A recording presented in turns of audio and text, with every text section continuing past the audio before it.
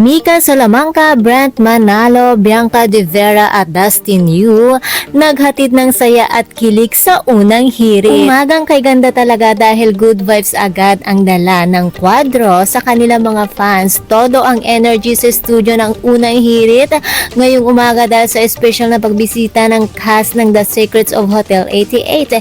Game na sumabak sa masayang chikahan sina Mika Salamanca, Brent Manalo, Dustin Yu at Bianca De Vera para i-promote ang kanilang pinakabagong show na The Secrets of Hotel 88 na ngayon pa lamang ay madami nang nag-aabang. Bukod pa sa pagbabahagi ng mga pasilip tungkol sa misteryo drama sa loob ng Hotel 88, hindi rin pinalampas ng cast ang pagkakataon na maghatid na matinding kilig sa mga viewers. Todo naman ang pagpapasalamat nila sa kanilang mga fans sa walang sawang suporta at lagi silang binubusog sa set. Kapansin-pansin din ang natural na chemistry ng apat na talaga namang game na sumabak sa pa-challenge ng unang hirit. Napuno din ang kilig ang studio sa kanilang titigan challenge. Sa totoo lang, kahit sa morning show pa lang, bakas na ang sparks na siguradong aabangan ng mga fans sa bawat episode ng kanilang show.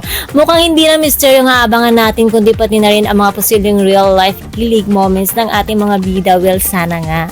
Kaya naman mga chika Doras, handa na ba kayong pumasok sa Hotel 88? And that's all for mga chika Doras.